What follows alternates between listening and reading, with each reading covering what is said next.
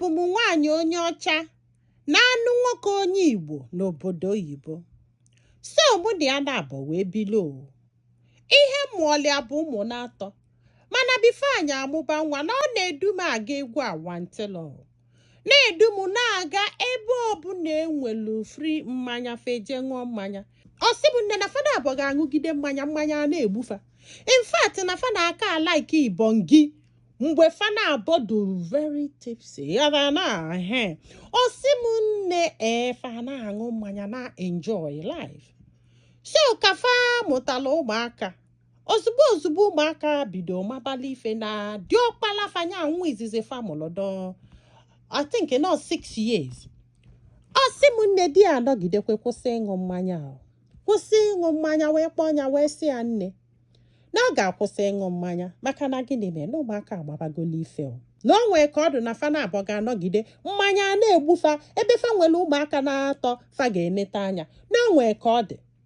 Ọ sị bụ na di kwụsịnwụrụ nne ya mụrụ etu o si wee mee wee kwụsị mmanya mana nyanwa na mmanya ekwere nkwụsị n'ihe a na-emezi bụ nya kwadosi dị ka agakwa klọb ọjụ nye ji nwayọọ gabala onwe ya. Mana ife bụzi nsogbu bụ na gịnị mee ya lụzie ṅụsịa mmanya na di ya ama nlụzie aka ise ibongi ivin ya jesie bata metụ ya aka ọjụ sị na ya na-esi mmanya nya wee fụ nwoke ya na ya na-abọ na akwụkwụ bifo nya wee mitie die ndị na ọ na-abịakwu klọb so fa ṅụsịza mmanya fa na-aba esebe ibongi fasijula afọ ha anaba ọ sị bụ na di ebidozi na-asụ ya asọ maka mmanya afọ nye ebidozie na-esi ibongi witi enyi nwoke ya na ya na-abọkwụbụrụ before nne mụrụ ka di esi wee mala ọsị m nne wee bịa klọb wee bịa wee vidio onye wee welie wee nata wee wepụ okwu kọtụ fana abụọ wee kpebe ewee kpebe si m nne wee kpebe kpegide this guy wee win enye maka na ya na-aṅụchi kwuoli enwe obele ife ọtago ya mụrụ na di malụ maka na from enyi nwoke before na ọnyanwa introduce rie n'ịṅụchi kwulie ife ka aṅụsịala mmanya so na ya ma okwu na di malụ olu na kọtụ kwuo na ya na-aṅụchi ife ya sị na ya da aṅụchi ewesịa na ọ ga-anyụta amịrị ka echeki ewee nyụta amịrị wee cheki ọ bụrụ na ya na-aṅụchi ndị ma na kọtụ obodo isiri asị once ihe ọbụla ị na-akọzi will be thrown out of court olesi ma onye afọ gị na ya na-abọ na-ekpe ikpe accept ya this man wee win enye hands down. Asị m nne to the point that na inyekwe visitation na fe kwere na fasi na ọ ga-eje godu oje neta onwe anya gaa therapy seti onwe before wee nwee ike ịga na-afụ ụmụaka na ife enyelie bụ I think no once a month.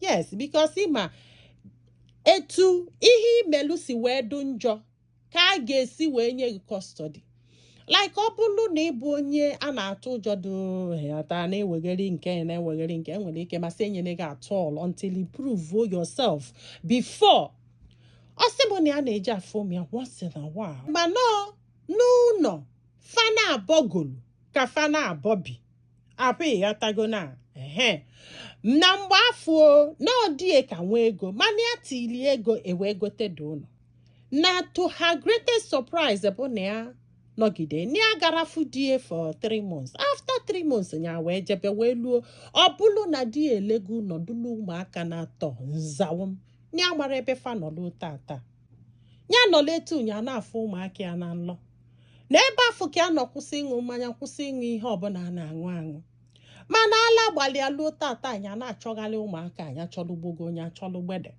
na ka na-akọla anyị ife akịta anyị aka na-aga terapi maka gịnị ka nwee ike nwetụtụ onwe maka ife melọnụ na afa anya nyelie bụ ka nwee ike na-pronounce nwu data afa duto na afọ ọ na-azaba afa ndị be anyị fịarị arụ n'ọnụ ndị maka ya ndị afọ anya ji mali abụ afọ ya nyelie ya na-akpị ya which bụ gịnị Calvin afọ ifogo.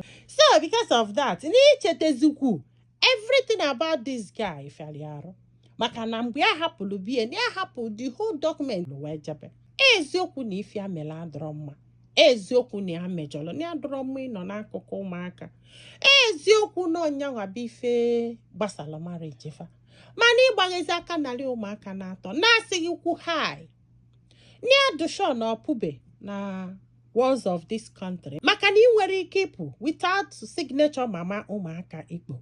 Mana ife a na-ekwu bụ Nia do sorry. Actually, Nia do sorry ife nya mere. Mana ọ dụrụ oke ịnali ụmụaka ya niile fepụ. Ịghọta na nya biko nya mee ka afọ ụmụ ya. Nne, ọmụọkwanụ m ife m ga-ekwu o, ọmụrọ m ife m ga-ekwu. Mana ịma na ọ bụrụ nke nwa ịghọta kịta. Ịma ka ndị bụ unu si eme o. Ị ga-akpọla ụmụaka afọ gbafelo o. Na ịgwakwa gị eziokwu o. Oge mana ife dịga anyị mere adọrọ mma. Ọ dọrọ mma at all. The only thing nwere ike ịgwa gị bụ go back to the court. Ka court nyere gị aka wee chọba ụmụaka. Oh yes. They will help you chọba ụmụaka. Ma ọ bụrụ na fact nọkwa nso, you gave him go ahead order. Kedu ka nwoke si wee manage kwụsị ịṅụ mmanya? Ọ bụzala gị nwa be mother. Ọ bụgodu na ị chọrọ ịkwụsị mmanya afọ because of your husband. You do it because of your kids. A mother of 3. Ana m ekwuzi okwu maka ise bongi. I'm not going that side. But ịkwụsị a bad habit ịmaga affect your family, your kids. You are totally wrong. Oh yes. Mana di gị dịkwa wrong ịkpọrọ ụmụaka gbafelo na-agwa gị. Lekwu na unu kpole ego niile afọ gaa iru. Ife a bụ ife ndị eke ga-eme which ọ gwa m ọsị m na-ejego report ọlụ ndị eke mana ya mụrụ ma ga-afụ die. Ndị nwantị na ị kwesịrị ịma bụ na ọ bụrụ na ịṅụ mmanya na ise ihe osise banye na yo rekọdụ n'obodo oyibo.